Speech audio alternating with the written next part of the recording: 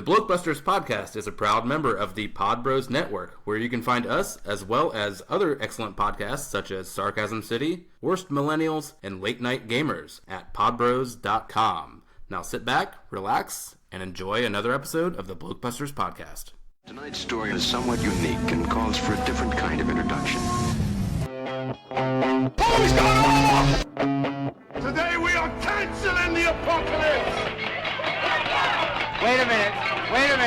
You ain't heard nothing yet. And this is? Lilu Dallas Multipass. Frankly, my dear, I don't give a damn.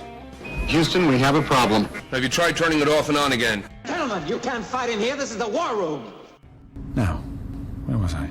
Welcome to episode 117 of the Blokebusters podcast. I'm Paul, and today, once again, I'm joined by the man who helped me to review Infinity War, Pat. How you doing? What's up? Hey, everybody. Yes, once again, that there really wasn't anyone else that I could have brought in to review this one, which of course is Endgame, and first You make it sound like I'm a second stringer. You said it, I didn't. But yes, first and foremost, most important thing out of the way right now, fucking spoilers. There's going to be spoilers. We're going to be talking about all of Endgame. I know the spoiler ban will end either just after I put this episode out or just before I put the episode out. However, if you haven't seen Endgame by now, which I know a couple of people that they haven't been able to, don't listen to this episode yet. There you go. You have been thoroughly warned, and I'm sure I'll bring it up once or twice more before we actually get into it. So yes, someone will still get pissed, someone will still get angry, and someone will send... people are going to be weird. Yeah, they are, but that's people. That is true. Alright, so yeah, I'm going to get the nuts and bolts out of the way really quickly, and this isn't going to be the typical type of review because this isn't a typical film. So, typical film. What is this? What is atypical? Yes. We'll get into more of that in a bit, I think. So, here we go. Nuts and bolts for the podcast out of the way really quickly. You can find us through various social medias if you wish.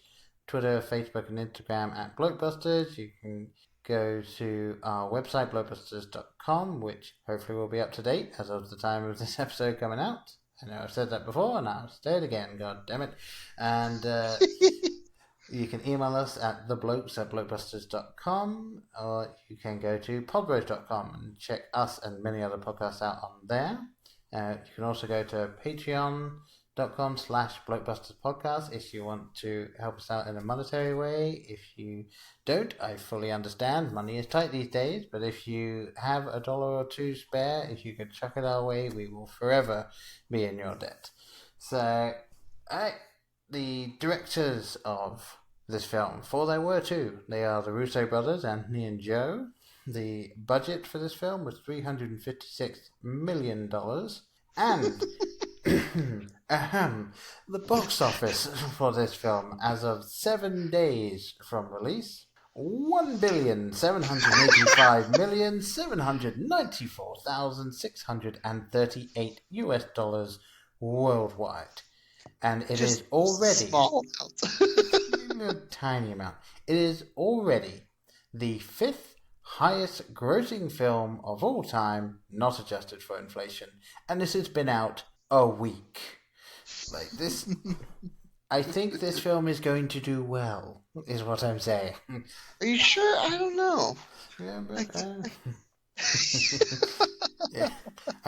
I saw a meme online a few days ago, and it's just a picture of the box office mojo thing where it's, fastest to 100 million, fastest to 150, fastest to 200, fastest to 250, and so on and so forth. And then it's got Thanos standing there with the Endgame poster on his face. and he's standing over Tony that has the Star Wars Force Awakens logo on his face, and it's the line of "I hope they remember you." It's like, yeah, this film is breaking records left and right. There is a Wikipedia page specifically for the box office records that have been set by Avengers Endgame. Are you serious? I am perfectly serious. Yes. Oh man. So just a little taste of it. Possibly the most impressive is the fastest to $1.5 billion worldwide. It was previously set by Avengers Infinity War, which was 18 days. This thing managed it in 8. 8 days? 8 days. It shaved 10 days off of that number. So, yeah. Oh my gosh. Yeah, and the fun thing as well, I was looking up the box office intake for it over the days, and you see the first day, the Friday, it took in domestically 157,461,000, and so on. And then you look at yesterday, which was Thursday for us, and it only took in 21.5 million. However, it is still the number one for that day at the box office. Would you like to have a guess as what the second film for Thursday, the 2nd of May, was intake-wise at the US box office? Money-wise? Money-wise, yeah. How much they made on the second day? I would say so Avengers Endgame on yesterday for us, Thursday, the 2nd of May, it made $21.5 million at the box office and was number one at the box office for that day. What film do you think was number 2? Oh, that's out right now? Yeah. Doesn't matter. They're all the second showing of the same film. It doesn't really matter, does it? It was Captain Marvel. Oh, really? So Marvel's still making tons of money. Mm-hmm. Yes. And would you like to know how much Captain Marvel made at the box office on Thursday? So this is bear in mind, Avengers Endgame made $21.5 million. Captain Marvel, the number 2 domestically, made $500,000. Oh my god! So, and we're coming up on another weekend. So yeah, I'm genuinely intrigued and almost frightened to see what numbers are going to come out of this film over the next few weeks. Oh man! But yes, but it's rightly earned. You can't say that this movie series did not earn this win. They put their time in. They really did. Oh man! But yes, so before we get into that, I think we need to kind of start with. I think we should start with where we were at coming up to this film, because I think that why we were gonna go in and watch it is as important as the fact that we did go and watch it. Why do we go see films? Why do we do this? Yes, sit back and relax, folks, because this is going to be a psychoanalytical take on why you go to the cinema. I get to use my degree finally. Yeah, pretty much. I know, right? Oh, man. Yes, so obviously we talked about Infinity War last year, and we covered most of our thoughts back then, but since then we've had a few more films. So going in to see this one, where was your head at? My head, like, I remember when I went to go see Infinity War, like, I was just sitting there thinking, like, how are they going to balance this all? How could they possibly get all this together? Like, we've had a lot of ensemble films, but this is every character coming together. And now I come into this one thinking, okay, we've lost half the crew. Where is this story going to go? So I actually just went in with these assumptions of, like, okay, I knew that Cap was, our Chris Evans was leaving. What's Pepper Potts actress name? Gwyneth Paltrow and Robert Downey Jr. all said that they were out. So it's like, okay, they have to. I really fully expected them to kill off every single main character in the movie, and that all the returning characters would be everyone that was clicked out. So like they would have to exchange their lives to bring the old crew back, and that's how we were going to move forward. So I went in thinking everyone was going to die. So I was just like, all right, if everyone lives, then I'm a little more impressed than I expected. So that's where my headspace was, is that I'm just coming out of here thinking I'm going to be super, super sad. Yeah, I mean, I was lucky enough that I was able to find the time to see this on the Thursday that it came out. So I was happy enough that I was like, oh yes, I'm going to get to see it. But then I was also trying to think, I've heard so many rumors about what could possibly have been going to happen, or if they've reached the end of their thing, but what are they going to do moving forward? Like, there was all the talk of, hey, what if you have Iron Man retire and then he's going to end up kind of being almost a Nick Fury role, but more behind the scenes? Or is Thor going to be the one to ultimately redeem his near miss, as it were, with Thanos' head? And it's just all of these things of, is it going to be Captain Marvel's going to be the one to ultimately win the day, or send them back in time, as was the prevailing theory for how they were going to try and undo the snap. And going into it, I was like, I've heard all of these theories. The Russo brothers explicitly came out and said no one had it right. And I was like, you know what? I'm just not going to try not to worry about it. And I'm just going to go in and just kind of brace myself for this big ending. Like, I knew that all of these things were coming to a head, and this was going to be the end of what we've seen so far. This is going to be the end of the era. So I sat down and prepared myself for that. I don't know if I did it well enough. But...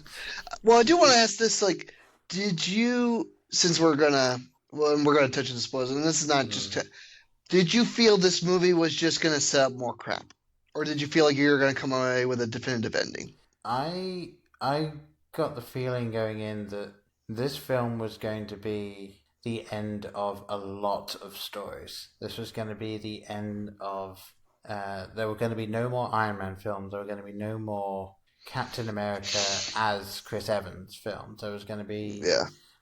there's probably never going to be a Hulk film unless there is... No, probably not. No. To sort that out somehow. And I assumed that we probably wouldn't get any more from, again, like the main crew, so Hawkeye and and Black Widow, and I just thought, well, we'll see how they wrap this up, because I figured they would, and they did. Yeah. No, I fully expected them to pull the shenanigan of, we're gonna pull one over you, we're gonna have a bunch of tie-ins, like there's gonna be, the stories are gonna keep going on, and I was like, all right, like I'm used to the comic book logic, like, okay, the story really never really ends. Yeah. And technically this one does, it doesn't end, but damn, what an ending. Like I was telling friends, like, if you truly have been following and you don't watch another Marvel movie, you don't have to. You could truly hop out. Why you would, I don't know, but like, if this is your ending, this is a damn well way to end it. Yeah. So yeah, I think I don't know exactly how we're going to jump into this, but I think here we're spoilers again. Spoilers. At this point, we're just going to talk about the main talking points of this film. So why don't we let's kind of go through the film, sort of, but we're just going to go for like the big moments, or either the big things that shocked you the most, or the things that you were most excited to see on screen. And I will say I was definitely not prepared for the cold open, specifically because of my situation the day I watched it, because my wife and daughter went to Disney World that day, and I was flying out the next day. So I was going to be without my wife and daughter for the first time since my daughter was born. And then Hawkeye's family gets entirely dusted. I didn't even think for someone like you, it probably felt devastating. Like that was rough. It's like, and the odd thing is that if this film had come out 3 years ago, that scene would not have hit me like that, and this did. Like, it's just, I fully understand what he lost that day, and You get why he became a psychopath. yes, I fully understand the Ronin, the Ronin personality that just kicks in after that. But yeah, so yeah, opening 2 minutes of the film, you get to see Hawkeye's world destroyed. And you're just mildly rattled. Yeah. And then though that whole part of it though, like it wasn't played up. It was just very silent. I liked it because much like how the last movie ended, it just happens, and you're left in the confusion. Like he has to put those pieces together, which makes it even more terrifying. Like for the Avengers, they know what happened. He has no idea what's happening. Yeah, he is just doing some target practice with his daughter. There's a picnic about to happen, and then nope. Yeah, I mean, I can't think of a better way to start the film, because it's like, hey, just in case you've forgotten how Infinity War ended, here's a gut punch for you. Here, now go cry in the corner. Yeah, and now let's continue with the film. But yeah, the first 15 minutes of this film are so well done, because you get that incredibly emotional cold open, and then they're looking for Thanos, and then they find him, and and of course you got Captain Marvel saving Tony and Nebula, and then immediately here's Thanos, and they go to him and they dispatch Thanos. It's so well done, because you're just like, okay, well, how are we gonna get? Because you're thinking, oh man, they're ramping up to this huge fight, and it's just a silent interaction with him. Yeah, I mean he's effectively knocked down by Captain Marvel, and then just held in place by everyone. As Thor chops his head off. Yeah, first he chops his hand off, and then he chops his head off. It's just a very almost subdued ending to this guy that has been the big bad for so long. And you realize that the reason they found him was because they were following the energy signature of him using the stones. And he says he used the stone to destroy the stone. And this is a point that I realized when I was thinking about it. Later in the film, you find out that if the stones aren't there, effectively time will just unravel. But the Russo brothers have gone on record as stating that what he says is he reduced the stones to atoms. So the stones still exist, technically. They're just at an atomic level. I hope they don't, because I don't want them... I like the idea of spoilers, but like we know these movies are going to continue. I like the idea that they're not coming back into play. They're too much of a MacGuffin. Yeah, too much of a MacGuffin. I think what they've done is effectively said the stones are no longer usable. They are still there, so time will continue to exist, but no one can use them. So I think they have effectively taken them out of play without destroying the universe, which is the best case scenario at this point.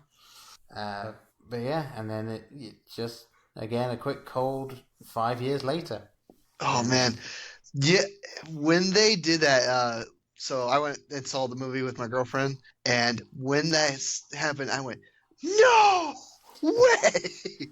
I was so stunned by, reading 5 years later, because no one had told me. I didn't got that spoiled for me, so I was like, I did not see that coming. Nothing, makes your gut fall more than, not only did the heroes lose in the last movie, they lose so hard that okay, we just have to move ahead. Yeah, you're just carrying on. And yeah, it was very well done as well. Just a slow reveal as it comes across the screen.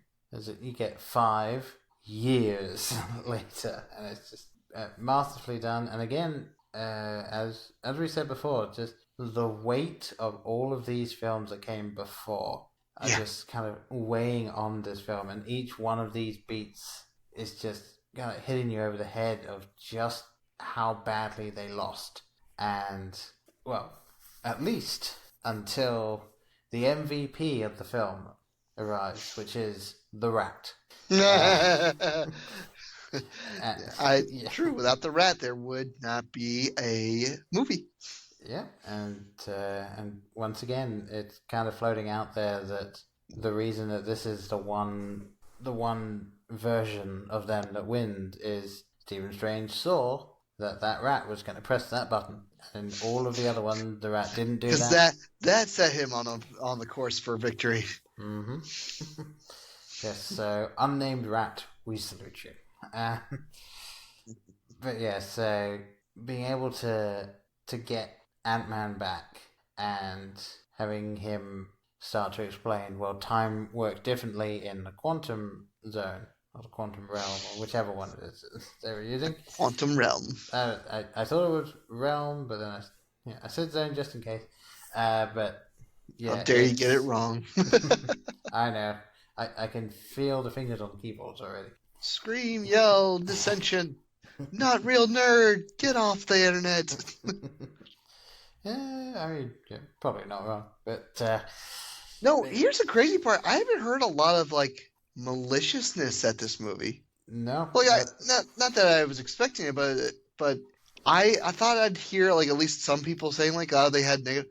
I've yet to hear a negative review of this movie. Yeah.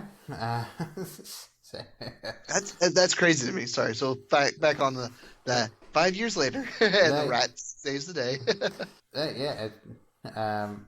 It's something that, again, when Scott Lang goes and finds his daughter, and she's 5 years older, and he's still... that's the point when he realizes that something's wrong. Something's very wrong. Because, he'd only been gone 5 hours for him, but it's been, obviously, 5 years. But they haven't told us that, so, I'm still, figuring out, I'm still going with the moment. He just realized, he's lost 5... Not only did he lose 5 years of his life, now he has to deal with the reality of, I probably lost my entire family. Yeah. That's... Oh. Yeah, and that's the interesting thing as well, because I don't think it's ever actually mentioned one way or the other if the other 2 members of his family are still alive or not.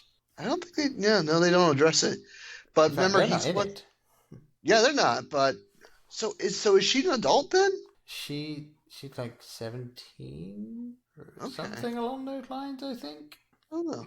Maybe. But I'll get to her when we get to the discussion of future films and stuff. But I like that. You know what? We established every single character that came back to the movie, had to deal with some massive consequence of the 5-year jump. I like saying consequences, especially when it comes to stuff like this. How else do you even compare this? How else do you even comprehend when you've lost this hard? How else do you react? Going along with that as well, the next thing that was definitely teased a lot, and I think even Gwyneth Paltrow ended up technically spoiling it. We realized that Tony Stark is a dad now. That was the next. Oh. And it was just he still has his family. There's so many others that lost it, but he's managed to. Well, we'll get to.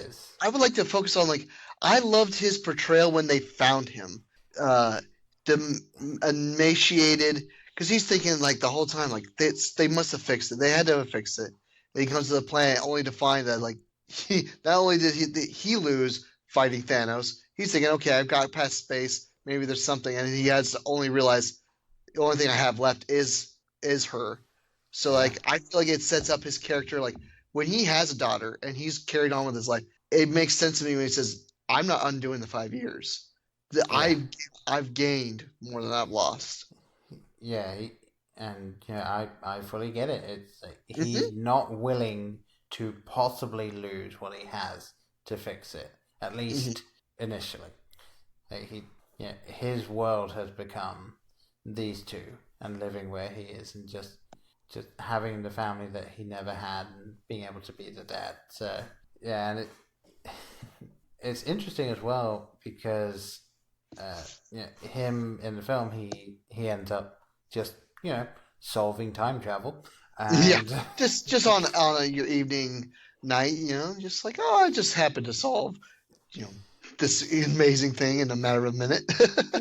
And I do like it is clear that he has been thinking of this for a long time. He has actually been working on it before they come to him and say, "Hey, we've got an idea, time travel." But it never really hit him, and the solution hasn't popped into his head until the others have turned up and Scott Lang has had his say, and so it was a fun, and of course it was a fun scene because kids swearing, that's always fun. But it really did help to establish that this kid is obviously Tony's kid. They got just the right person to do it, just the right amount of Tony, right amount of cuteness. And the another fun thing as well that I saw, the whole "I love you 3000" thing. Yeah, that came from Robert Downey Jr. and his kids, because they say that to each other. Oh, and he mentioned that to the Russo brothers, and then it made it into the film. Of course they did. Of course they did. Because the Russo brothers don't go for heartstrings at all, do they? Yeah, that's all. Speaking of, actually, I think possibly the two biggest moments of I pretty much just kind of, what the fuck? What? That's what you're going for? Two of the main characters and where they've ended up after all this. So the first one that we see being Bruce Banner. Professor Hulk. Yes, who Smart dabs? Hulk. He dabs. It's so wrong, but so right. And it's so interesting to see that what they've done with his character is they've effectively just made him the best of both worlds, and he's come to reconcile who he is and what he is. And so he is just not quite fully hulked out Hulk, and he still has Bruce Banner's mind and voice, but he's just a big green Bruce Banner. Well, they said that he's just, from what I read up about Professor Hulk, from what the information they've leaked out was, he is as Hulk or strong as the regular Hulk. He doesn't get increasingly stronger when he gets angry. In fact, the angrier he gets, the more likely he'll lose control and turn back into Banner. So he'll actually lose power. Now that's just something I was just reading from the notes, but that would be interesting. Okay, that no longer is he angry Hulk. He just kind of depowers Hulk. Yeah, well, and you actually get a fun moment a bit later in the film as well when they've gone back to New York. And it's just go on, Hulk out, kick, punch. But it's the character that Ruffalo has been developing. It makes sense. This is the Hulk I was expecting. Because in Ragnarok, you started to see he became more comfortable with the idea of Hulk, and it's I wonder what happens if he had control. This is what I imagine if he had control all the time. He's just kind of kooky. Yeah. And he makes it a fun Hulk. Yeah, he does. And then, of course, Smart Hulk and Rocket go to find Thor. And as a reference, Kevin Smith, in his kind of gushing review, in quotation marks, of Endgame that he put out on YouTube, the balls that they had to make Thor fat man Thor, and keep him that way the entire film. He doesn't get slim by the end. The lightning doesn't change him back or anything like that. He is just heavy Thor for the entire... But you can't deny when he's heavy Thor during the final battle, he still looks pretty epic. Oh, yeah. yeah, I mean the slightly tight outfit and everything. He's still Thor, the god of lightning, technically. But yeah, wielding 2 hammers. mm-hmm. Oh man. Yeah, and okay, we'll definitely touch on Yeah, that. I know. Oh gosh. But yeah, just having the goal to just be like, so all of you ladies that were thoroughly enjoying Chris Hemsworth as Thor and just liking that, yeah, now he's got a beard, guys. Quite the epic one as well. Although I can now proudly say that I have the body of Thor. So. I know, because so when I went to the movie, my girlfriend got dressed up as like a gender bent Doctor Strange. And I came out of the movie, like, I know what I can cosplay now. I can be Fat Man Thor. I can be Thor finally, and it won't look weird. I know. Oh man. But yeah, and it just let Chris Hemsworth be funny. Which is just his best skill. Let him be funny. Yeah, and that man is he is insanely funny if you just let him be. And yeah, even going back to the reboot in quotation marks, I guess, of Ghostbusters that they did with the female cast, he was one of the 2 funniest things about that film, and it's just because he was just playing up the part of a complete idiot. But he did it smartly, he's just fantastic in that. He was brilliant at bringing the humor in Thor Ragnarok, and apparently the Russo brothers saw what Taika Waititi was doing with that, and that informed how they wrote Thor in Infinity War and Endgame. So we can actually thank Taika Waititi for the Thor that we got in Endgame. So. Yeah, but yeah, trying to think of other kind of big shocking moments or like big shocking moments. In the beginning or at the end? Well, not necessarily shocking, just like the kind of the big talking points. Okay, I know the next one. I know the next thing that needs commenting on, and that would be Captain America's buttocks. That's America's ass. Yeah, that is America's ass. That's a great. I want that to be quoted everywhere. I think it's going to be. It's just that was such. From Scott Lang. I love that it was him. Like he's still. I love that he like the characters. Despite going through all the trauma, they were still pretty much still the characters that we knew. Like Scott Lang is still cracking one-liners. Yep, and yeah, it's one of those things, and you can see as well the growth of the characters. Like Captain America in, say even Avengers time, he's still a bit uptight. He's very black and white. There's not much to it there, but the Captain America that we know now, like he's able to have that self-awareness with that affirmation line. It's like, that is America's ass. Yeah, I know. After he beats himself up. And yeah, it's just, and there really are too many just like little moments in this film. Well, I love like Black Widow's development. Like they build her up as like she's new Nick Fury. Yeah, she took upon herself to create the new Avengers, essentially, that will still maintain the world's security. The fact that Wakanda is still a nation, Rhodey is like overseeing the planet. Rocket and Nebula are like the new Guardians of the Galaxy. Yeah, it's so cool to see that they actually kind of made Black Widow the new director, the new Fury, because realistically she would be Nick Fury's replacement. Like, if you actually think about it, there's no one else that knows as much as Fury does other than Black Widow. Yeah. She's from that world. She knows how it works, so she would be ideal to run it, and of course she does. And, well, talking about big moments, of course, when they're going to get the stone from the past, and okay, we're going to have to talk about time travel in the film just a little bit, because... Just a minor component of the film. Just a smidgen.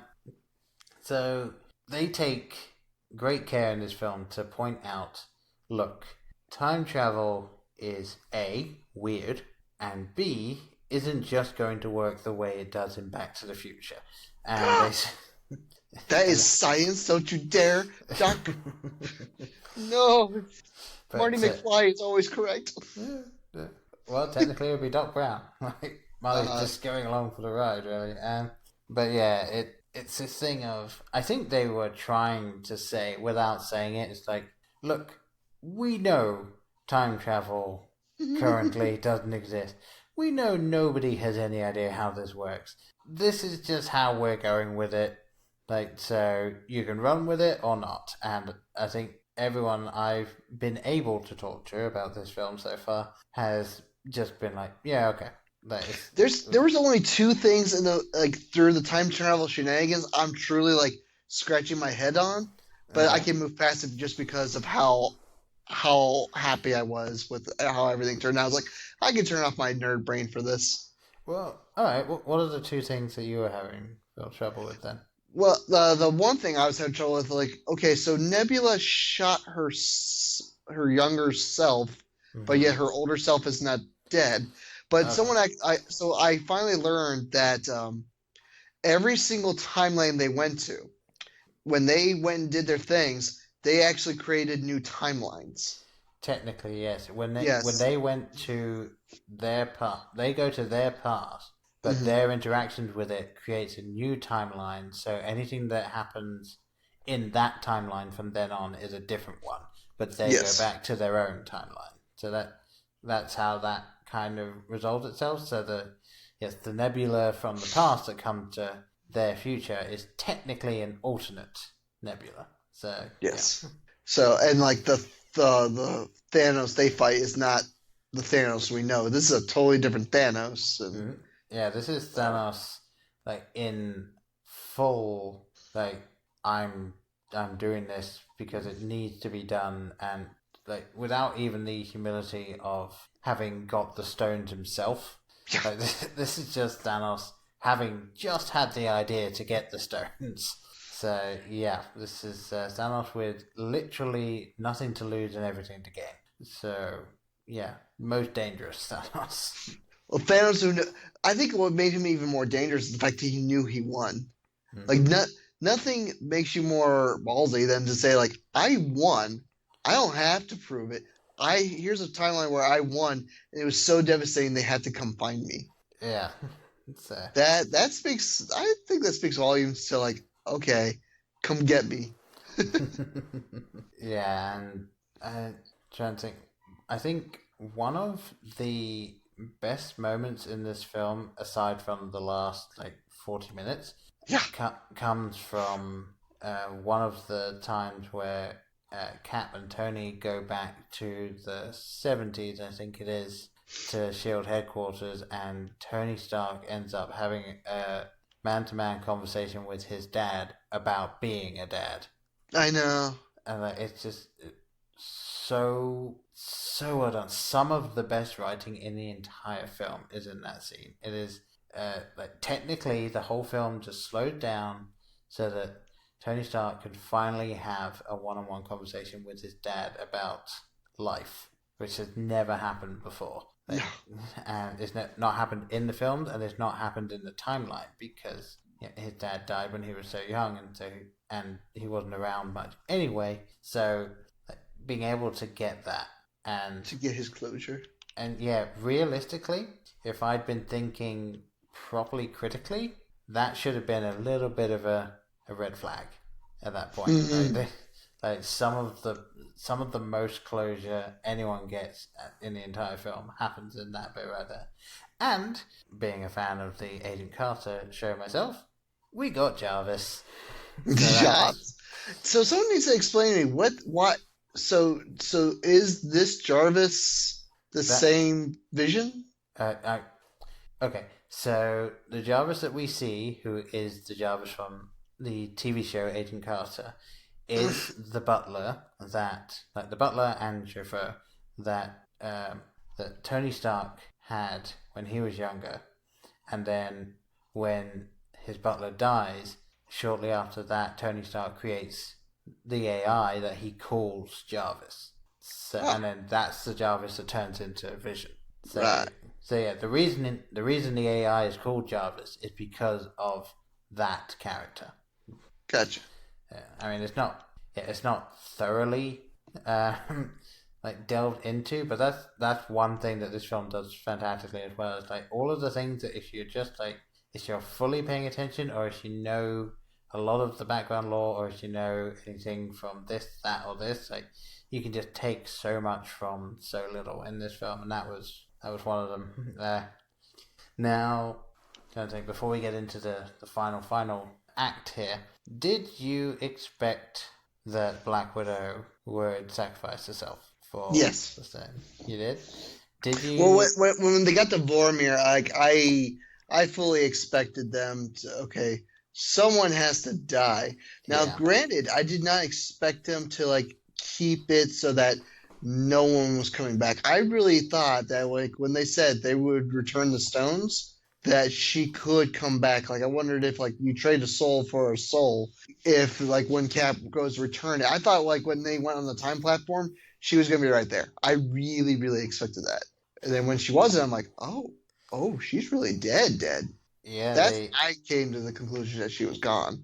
Yeah, the Russo brothers, again, they've mentioned explicitly that anyone that died so that someone could receive the Soul Stone, they are gone. There is no undoing that ever. Yeah.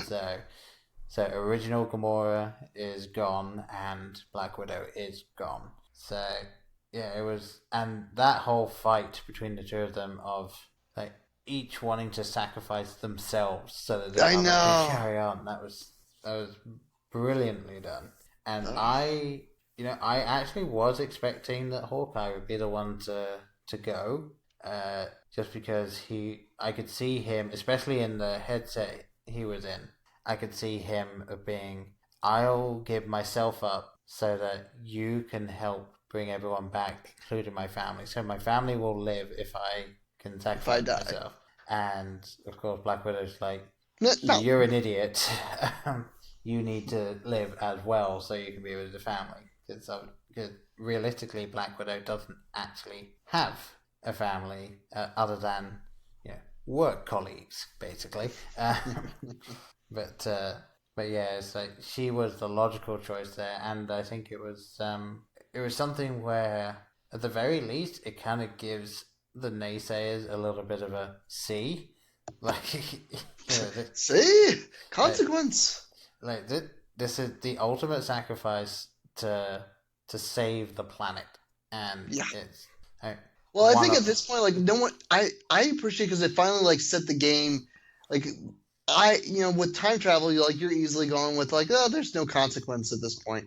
I didn't think there was a consequence. It wasn't until like when they got there and then like she was dead and he came back, did I start to think like, oh, there's even though we're trying to flip the switch, the characters we are in love with right now could still die.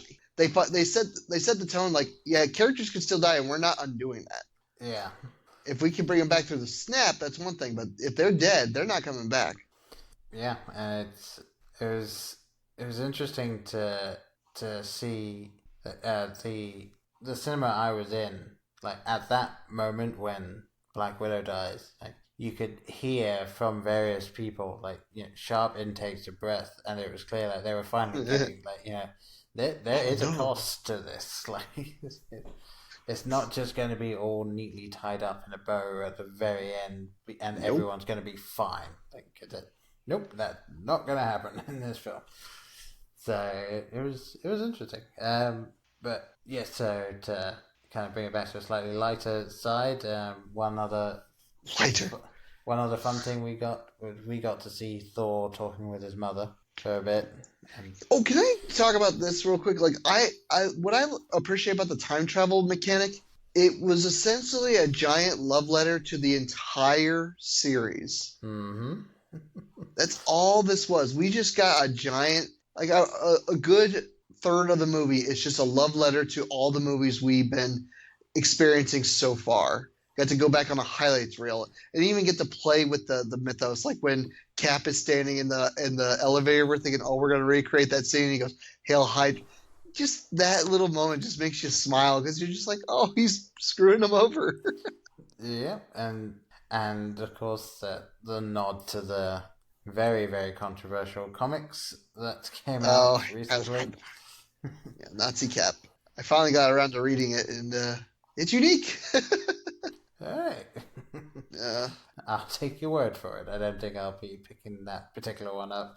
Yeah, so we got that, and obviously touching on Thor: The Dark World, which most people tend to consider one of the worst films in the MCU, which even in and of itself, saying like the worst film in the MCU is kind of like saying, it's the worst football team at the Super Bowl. It's like, it's still up there. I probably rank it as the weakest of all the films, but as someone pointed out to me, I think this kind of makes you look more fondly at that old movie because it's like, look at this relationship that Thor has with his mom. Yeah. Like, because I really didn't feel like they established like when his mom died in that film. It's like I didn't really feel it. It's like, oh, if I go back now, I'm gonna feel really, really sad. Yeah, and just some more great acting by Hemsworth as well. Yeah. Just when his mom's like, you're Thor, but you're not my Thor, and I'm totally from the future. I know. I'm losing it, man. Like again, Chris Hemsworth, him and Chris Pratt, man, are like probably the two funniest guys, which makes me, when we get to it, but like I'm so excited to see what those two are going to do together. Yeah, it'll be interesting. And of course, with that we get Thor once again wielding Mjolnir, and we'll come back to that in a minute. Yes. So yeah, with all of the stuff and Loki getting away. So okay, do you think he's back? Because given the time travel mechanic and that these are different timelines, I still think Loki's dead. Loki is dead in the timeline of the Avengers that we know. However, we do know that Disney is doing a TV show with Loki in it, and I think they're going to be doing that Loki. I think they're going to be doing alternate Loki.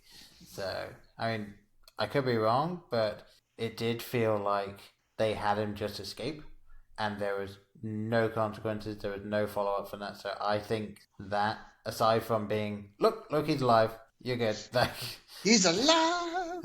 Aside from having him be alive in an alternate timeline, so everyone kind of gets a happy ending, like, oh, he isn't totally dead. I think that he's mostly dead. Yeah, he's getting better. I think that that's going to be kind of the jumping in point for when they do the TV show. But I've forgotten where I was initially starting with that one. Too many deviations because we're too distracted by how awesome this movie is. Yeah, pretty much. So with all of this, they get all the stones together, and Hulk ends up getting the glove with all the stones on it, and it hurts him, but he is able to undo it. Snap. And it's a fun minute. That minute when you realize they did the snap, they undid it, and you see that Scott looks at the birds. Yeah, Scott's looking at the birds. Hawkeye's wife is calling him, and yeah, it's just a moment of we did it, which is then very quickly undone by the arrival of old timeline Thanos. And from here on out, this film is possibly the biggest fan service battle royale I have seen in anything, and it is absolutely... Dude, it pulls a Lord of the Rings in the movie. It pulls a full-on Lord of the Rings. It does, and the rest of the last third of this film is just glorious. It's astounding how much they put in it and what they were able to do. Because you have old-timey Thanos is there, and he is just so convinced that he'll be victorious that he just sits himself down and lets his lackeys go do the work. And so you end up having a battle between Thor, Iron Man, and Captain America and Thanos, and it's epic. It's so good. So you have all of that happening. You have them trying to get the stone back to the time machine, which doesn't work, and so all of this stuff that's going on, and then you get one of the two biggest moments. Scratch that. Three biggest moments in the film. So the first of three huge moments in this film, and that is when Thanos is beating the living shit out of Thor, and all of a sudden you see Mjolnir just rising up, flying somewhere, and then knocking Thanos to the ground. And it's like, it's just like, well, it wasn't Thor that did that, and we finally see Cap wielding the hammer, and it's just that was wielding, mastering the hammer. Oh yes, like he's fully using it to just the best way that you can do it. He's managing to use it with his shield. He's managing to summon the lightning around it. Like it's so thrilling and just so satisfying to see that. And not only do you see that Captain America is now fully worthy of wielding the hammer, of basically being Thor, but on top of that, Thor is perfectly behind that. Yeah. And especially since he gets a little one now. Like Captain America can have the hammer. You have no idea how hard our audience laughed. Like, no, you get the little hammer, I get the big. It was so funny. Yeah, it's just like this film was packed with moments like that, but this last part of the film, it's all coming together. And then even with Mjolnir, his shield gets half broken and still stands before the throws. And well done to the people that make the trailers, because they're putting so many things in it that are misdirects and so many just little things that are changed. For instance, when we see him strapping that shield onto his arm in the film, he's strapping that broken shield on. Like he's seeing this wave come at him, and this is his last stand. And in the trailer, it's a full shield.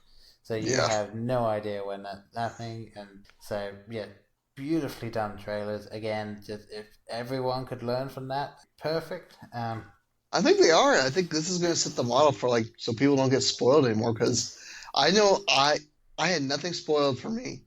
And I think coming into that movie, knowing I had nothing spoiled for me, made me appreciate all the more things that as I was connecting in my head more. I had the one trailer in my head, and that's all I had. Yeah, and it was amazing as well, just see the whole community coming behind this and being like, we're not going to. And now there are people that have gone online and spoiled things or done things, and there's one particular man in China that was beaten to a bloody pulp for walking out of the theatre and shouting spoilers out to the crowd. Are you serious? I am perfectly serious, yes. Oh. Well, you're an idiot never thinking you could do that. Yep, and but yeah, and I get the feeling that probably what happened was whatever the Chinese equivalent of 999 or 911 was called, and people turn up and police investigation like who did it? Are there any witnesses? And everyone's there. It's like no, didn't see anything. Yeah. But so that moment when you see Cap just staring down this army, and then there's a crackle at the radio, and possibly the one of the best callbacks in the entire film, with just that one single line. On your left. On your left. And yeah, that I think like even there's one other big thing that we'll touch on in a second that I know people know it's coming, but just that just appearance of everyone. Yeah. And when I say everyone, I mean everyone. Is that everyone? Who else are you expecting? Wrong. And yeah, just that finally, not only just seeing everyone come together, but as well, we finally hear Cap say it. And it's not even something. It's not even something that I cared about hearing, but in that moment, sitting in the theater and him saying it, it was just like ultimate catharsis for everything. It was just like, all right, we're good now, and then that leads to, as I said, the biggest and best battle royale I have ever seen in anything. Everyone gets their moment. Everyone gets something that they do. Scarlet Witch almost rips Thanos to pieces. I know. And actually, my favorite little moment from Thanos comes just after that, because he has the ship rain down fire onto the battleground, and then it starts raining fire into space, and everyone's like, what are they firing at? And we know what they're firing at. And you see Carol Danvers come flying in, and just, as we saw in Captain Marvel, just destroying the ship. Which, can we comment on? Oh, go ahead. Sorry. I was going to say, and with that ship being destroyed and it starts to go down, and you see Thanos' expression. Yeah. And it is one of... I mean, he's actually defeated a bit. This ship that he was going to take and fly away and just be triumphant in, and like, it's gone. Mm-hmm. Like, his ship is gone. He's now stuck there. And there's just that, like, he's not fully defeated, but he's deflated. And that's the first time you see that in any of these films. and it's good. It's just so good to see. But what were you going to say? The thing that, a moment I didn't think was going to come into the movie, and I really, really appreciate them doing it, was the scene focusing on all the female heroes. Yeah. For me, it's just like the common criticism I hear in these franchises that there's not enough female representation. Like, the fact that they were able to squeeze in, like, look, we've had a bunch of strong women in this whole series. Now let's take a moment to just acknowledge how awesome they are. Like, it didn't feel unearned. It felt really, really awesome to just see that moment for the, like, man, like, we have had a lot of really cool, strong female protagonists show up in this series, and really, they got to have their moment to shine like this. It didn't feel forced, in my opinion. It felt pretty natural. Like, they set it up to be a good joke, while at the same time, like, look at how awesome this is. Yeah. I mean, yeah, just that line of, like, she's got help, and you find you just get to see obviously without Black Widow, but you get to see the whole range of just, and every single one of them, just strong female characters from this series are just together, just being like, it's almost, pardon the language, folks, but it's almost just a fuck you to everyone that's just being like, there's all these men saying there's barely any women, it doesn't matter. It's like, screw you. This is the sort of stuff that, like, we want to see more of. This is the stuff that I'm glad to see is really gaining traction now. It's like, and of course, Carol Danvers, or Captain Marvel, is without a doubt the strongest of everyone. Like, Thanos needs the power of the Power Stone to hold her hurt her. Like, it's astonishing that I'm glad that we're at the point now where it's just like, this is just a thing. Like, it's not now seen as, oh wow, it's really special, a female superhero. It's just like, whatever. Like, it doesn't matter if you're male or female at this point. It's just superheroing. Like,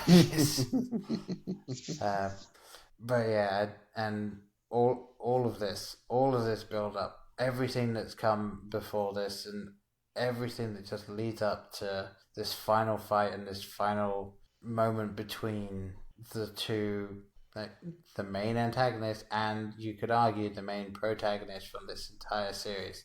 And Thanos gets the glove and goes to snap, and he does, but nothing happens because Iron Man has done his thing and using all of his nanotech, because it's always nanotech with Iron Man, isn't it? But that line, I am Iron Man. Yeah, and that's actually something that I found out that almost wasn't in the film. What? Why? Yeah, they didn't have him saying anything at that point until they were getting close to filming it, and they were like, you know what, we can't. Like, Iron Man would have something to say, and then one of the people who had been writers for most of the film just came out and said, what if he said, I am Iron Man? And they were like, that's in, and that was the day before they filmed it. So like, they got it all together and they filmed him doing it, and it just that line, and you know what's going to happen when he snaps. Like, you know it's going to be the end of Thanos, and you know he's not coming back from it. But no, but it was a unique. No, not, when I say unique, not in a bad way, but just how like Thanos just sits there. He knows he's lost, and he's not going to fight. He's not going to give a retort. He just accepts what has just happened. Yeah, like he knows it. Like he is utterly defeated at that point. Like he was shaken before, but this is Thanos when he realizes he's done. And you can say what you like about the character and his motivations and stuff, but he's a graceful loser. Yeah, he's just like, you know what? All right, I lost. I'll just take my seat here and I'll fade away. Yeah, and then like the death scene for Tony Stark was so. I mean, of course you had Peter coming up to him and get that one final hug. This is good. This is good. Trying to tell him, like, you did it. We're done. You saved it. And then Pepper coming over and just kind of Pepper. Yeah, I know a lot of people who didn't care for the character of Pepper, and I personally didn't mind that she wasn't in it much outside of what we did see her in the Iron Man films and in Infinity War. But even so, I felt she was kind of perfect in this film. Like, she was exactly. Well, I love what she said though. She didn't try to say. There was unspoken of saying "I love you" all that, but she just gave him the peace he wanted at that one moment. It's like, you can rest. She didn't say, you did, like Peter saying you did good, all that, but she knew what he wanted to hear. He's like, you can rest now. It's over. Just that choice of wording. She chose to be strong for him so that he could die at peace. Yeah. And then as the film finishes, it really was more. It was more fan service, and probably the most fitting send off to some of these characters you could possibly do. Oh yeah. And also characters that I'm sure a lot of people were just like, who the hell was that? Just this one kid standing there at the funeral. Oh yeah, I asked that too, and then Liz told me, it's like, don't you remember Iron Man 3? I'm like, that kid? Mm-hmm. And that was the same actor that played the kid originally. So they really did get everyone back for this. So apparently it took them forever just to film that one scene. Oh, I'm sure. And was it? It was it Anthony Mackie? I think it was Anthony Mackie. He didn't know. Oh no, it was it was Bucky. The guy, Sebastian Stan. he didn't know they were filming a funeral. He thought they were filming a wedding. Oh. So, like, they really didn't tell people anything they didn't need to know. So, Especially Tom Holland. Yeah. Yeah, just don't tell that kid anything. But I love it watching interviews with him and Benedict Cumberbatch. Yeah. Dude, that guy, I can't help but laugh every time. He's like, and I'll take over from here. I got this. Yeah, they really did send him out with a babysitter. Which one? That's what they did. Because, like, I listened to this thing, like, they specifically paired different actors who they knew, like, who are enthusiastic, but they paired them with the ones who knew could hold their tongues. Yeah. So they were very specific about who they paired people up with. Yeah, well, I mean, especially Tom Holland and Mark Ruffalo. I know. Like, they're so notoriously bad at keeping things a secret. Like, if you actually go and look for it, Mark Ruffalo has spoiled the past 3 films that he's been in. He technically spoiled Endgame. There's an interview where he technically does spoil something from it. He spoiled Infinity War in an interview where he talks about half of it. Yeah, half of us are dead or something, and it sounds like a throwaway line in the interview. But he's like, no, we're half dead. But it's true. And he also spoiled something in I think from Age of Ultron. No, he spoiled something from Thor Ragnarok, but I can't remember what it was. But it was something that after the film came out, everyone was just like, "Wow, he actually gave us a spoiler," and no one believed him. So yeah, and I don't know if it's like he's kind of doing a long play, and now anything that he's in future, he can say whatever he wants, and everyone's going to think it's a spoiler. But then you got Tom Holland, who genuinely just is terrible at keeping He's just any a fanboy. secret. He is. Like, he spoiled the fact that he's signed on for 4 Spider-Man appearances. No, 5 technically, because he mentioned Spider-Man 2, or the second Spider-Man film, and then a third one. And the interviewer said, "Well, we've only had confirmation for the second one, so thanks for the exclusive, I guess." He's like, oh. And then that one where there was a fake headline of Tom Holland accidentally streams the first 8 minutes of Endgame, and then he responds to it saying, "I genuinely had a heart attack because I thought I had done that." Yeah, I'm not like they made a fantastic choice at picking Tom Holland to be Spider-Man, and they made a terrible choice at picking Tom Holland to be in the MCU. Don't spoil things. Okay, but by the way. Yeah, the final thing from the film, of course, that everyone just like, of course, this happened, and Cap got his happy ending. He got. Can I talk about this real quick? Go ahead. Me and my sister, my sister has not really enjoyed a lot of the Marvel movies. Right. The one thing that she and I have bonded over with these movies is that every single time I go to see the movies, and it involves Cap, she always asks me, did Cap get his dance? She always asks me that at every single movie. And after Civil War, nothing made me more sad than to tell her he did not get his dance. Right. He will never get his dance. And the fact that I came out of this movie and I told Laura, I can't tell you any spoilers, but if you want to smile, you have to watch all the way you have to get to the end of the newest movie so that you can know that our dreams came true. So so for me, I can go never watch another Marvel movie again, or at least another Cap movie again, because I got what I wanted. I wanted to see the 2 dance, and what a way to end it, though. Yeah, and just a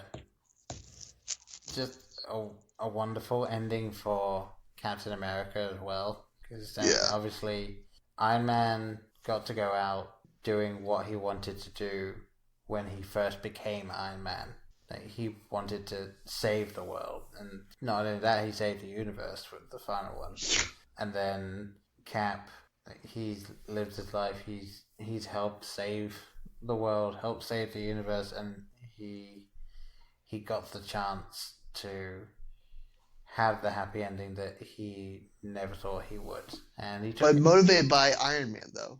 That's what I appreciate. It's like he took a page out of Iron Man. Like he needed something to live because he essentially didn't really have anything to fight for anymore. Yeah, and he found it. Yeah, he could have basically gone back to doing what he was doing before, and there wasn't much point for him anymore. So yeah, it was a wonderful. I love that line. Are you gonna tell me better? No, I don't think I will. Yeah. And then just a great little line. Yeah, and then passing on the shield to Sam. I still don't know how I feel about that. I think we need to see what happens next. True. Me being the comic reader, it's not Sam as a Cap is all right. It's not a bad choice. It's just that I just don't know how I really felt that we were setting up Bucky as Cap, but I also get this choice. Yeah, I had that kind of in the back of my mind because I knew that in the comics Bucky had been Captain America at least once, and that it was taking a betting term, like sort of Bucky's favorite to carry on. But I knew that the MCU has had moments of we're just kind of doing our own thing, and I did feel after thinking about it that based solely on these films, it made sense to me that Sam became the next Captain America, just because Bucky is he is technically still the Winter Soldier. I mean, he's not brainwashed anymore and all of that, but he's his own man, and even in I think it was in Infinity War when Black Panther goes up to him and basically says we need the White Wolf for this, and I think that's where they're going with Bucky if they continue down his storyline as well.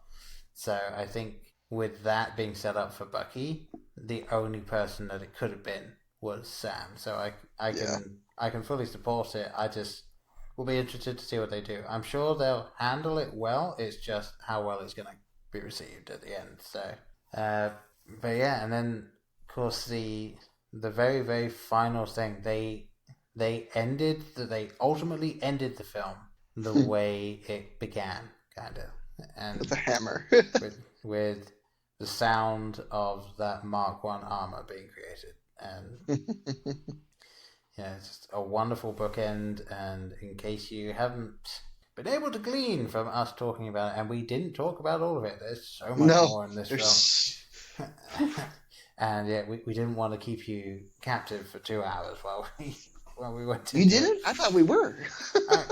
I mean, I could, but to be honest, I just don't want to edit a 2-hour podcast. No, but no. If before we close out, I thought we could just talk about either where we think we're going next, and then just a highlight or two about our favorite moments from the entire MCU series.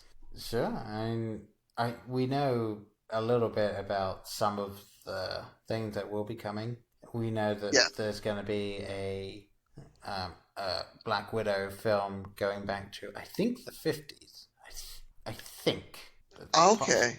I had heard inklings that it was going to be a prequel, but which now after watching the movie, okay, it has to be a prequel because what else would you do?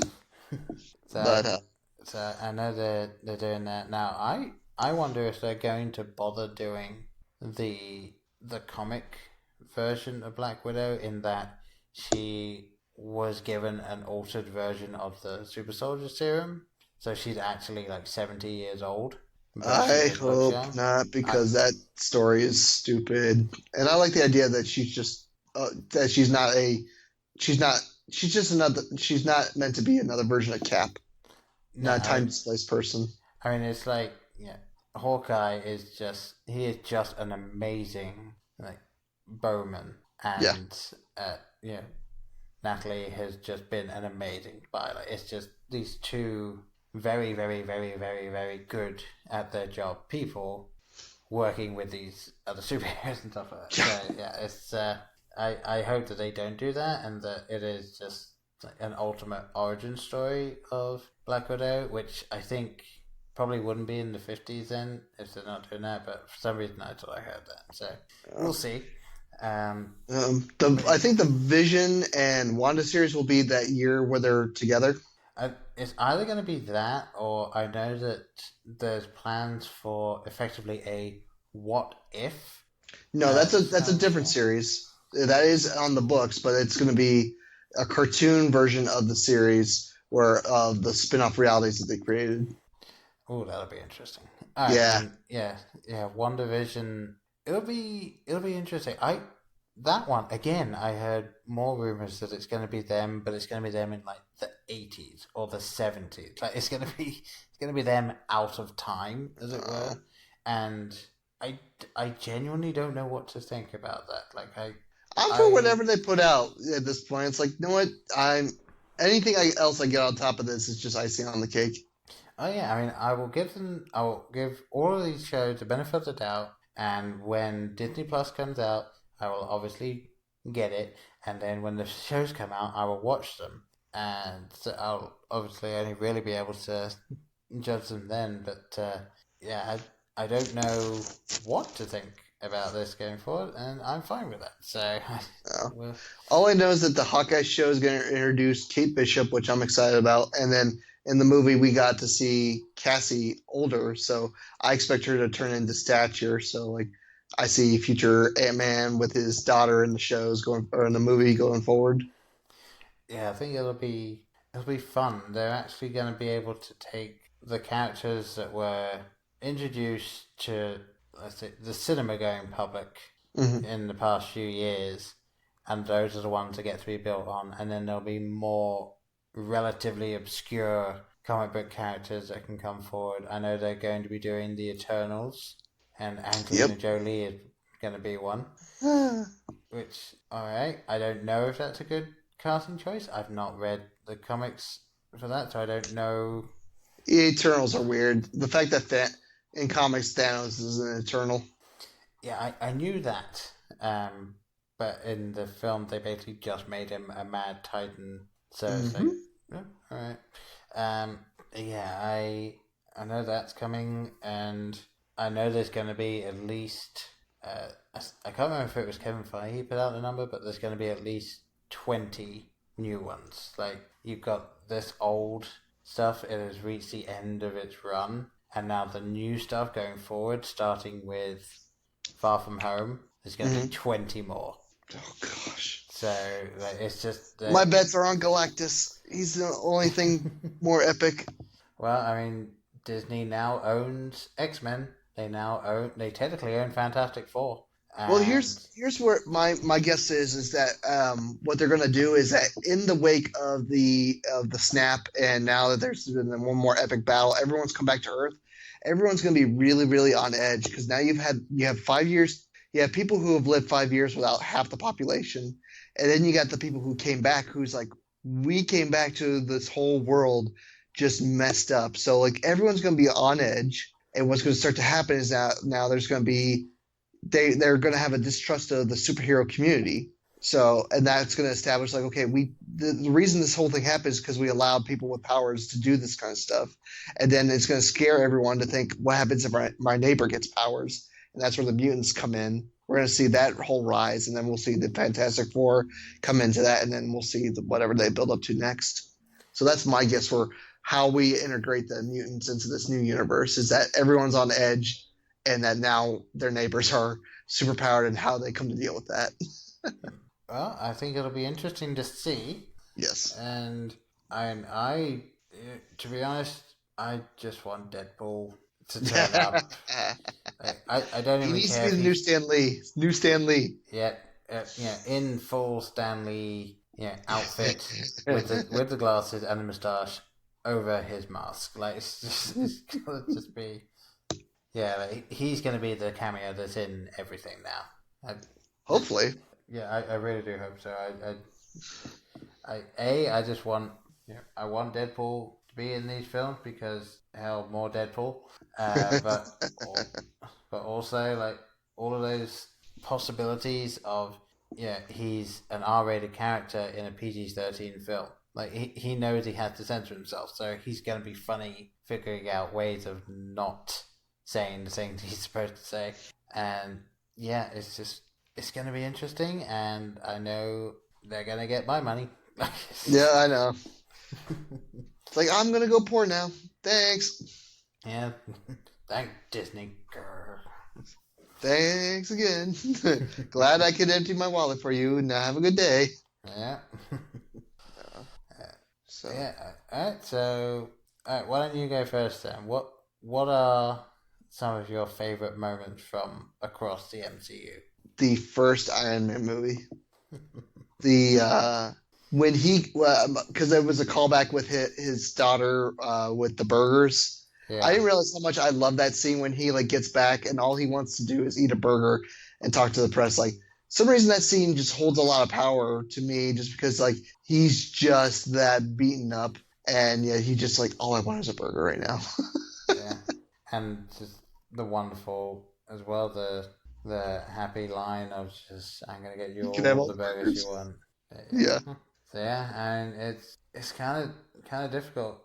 I've been trying to think of what some of my favorite moments are, and I had to be honest. I think just my favorite moments across the MCU are just watching the characters interacting with each other, after they've all been set up. So seeing the first Avengers, where you get to see these characters that have had their own films come together, and watching that film unfurl. And it's one of the first examples of an ensemble film done right in this type of a genre. Mm-hmm. Because, not to point fingers, but DC is really terrible at this sort of stuff. And yeah, they are. I even went to go see that new Shazam one, and I'm like, well, you're getting there, but you're not quite there. But yeah, just seeing the ensemble films, I think for me were great, because they were kind of like Endgame was the culmination of these 22 other films. It's all of these Avengers films and the Civil War and Infinity War and Endgame, they're just the result of the build-up of the previous films. Yeah. And even though Age of Ultron, I enjoyed it, but I admit it's not one of the strongest. It's still fun to see all of these characters, especially if you just watch Avengers, Age of Ultron, Civil War, Infinity War, and Endgame. Even just watching those, you can see these characters have progressed so much between each film, and it's just fun to see. Wow, the amount of growth that has happened, and you can see the films where the growth happens in. Or you can just see these big culmination films, and you can still follow the storyline. You still get what's going on in each of them. So it's something that can only have happened with this crew of people that just so gets it and so wants to put across the best story ever. It's a kudos to at the time when they released the first Iron Man, because essentially Marvel. We got to think back, years and years ago, they put the power juggernaut that is Disney now. Well, it's not that when the first Iron Man movie came out. They were so strapped for property ideas. Iron Man was their only idea that they had, because they didn't have Spider-Man. They didn't have that. Disney bought all these characters. So okay, well, we're going to have to do something different, because we can't use the big names like X-Men and Spider-Man. Who do we start with? And they took a gutsy move. Let's start with Iron Man. It took some creative vision, like you've been saying, creative vision and heart to say, let's try this. Yeah. Man. And, just from that, and, casting Robert Downey Jr. Yeah. At a time when you don't cast Robert Downey Jr. I think that plays into the success of these movies. They did pick, not high-end actors. What do you see happening with the Justice League movie when you got Ben Affleck? Now, let's be clear. Ben Affleck was a really cool Batman, but he was too big of an actor to be Batman. Yeah, and I think Ben Affleck was a good Bruce Wayne. Yes. Kind of the same thing I had where Tobey Maguire was a great Peter Parker and Andrew Garfield was a great Spider-Man. But they weren't that great at the other. And then you get Tom Holland that's just Tom Holland, like hell. But yeah, it's been so much fun to watch all of these actors just start out in their roles and just come to this. Like, it's just that the amount that the actors have grown, the characters have grown, and just the amount of love that everyone has now for that series and those people. It's just I'm so glad I got to watch this as it progressed. No, I think the thing that for me, I love the fact that this is shown for me. Like, I got into comics probably after like Iron Man, but like not before like the comic book movie thing was like becoming a hit. To see how comics have become like the comic culture is now an accepted culture. Yeah. It is much like the Game of Thrones, to use a parody or an example, but to see comics have reached such a high point in the media. Like, it took video games forever to get integrated into society. We're like, yeah, if you play video games, you're not weird. But now it's like, if you like comics, yeah, why not? These things are amazing. So for me as a comic fan, just to see this change in the culture for that alone, it's like, oh, this is really cool. Yeah, and kind of the same with like how D&D is becoming more mainstream, shall we say. It's like it's so fun for me to see that all of these things that were considered geeky or nerdy and stuff, like all of this stuff that came from comic books, which is something that little kids would have in their bedrooms. Like, no, this is something that's been around for decades at this point. It's been dealing with issues that other people just won't touch because they're able to.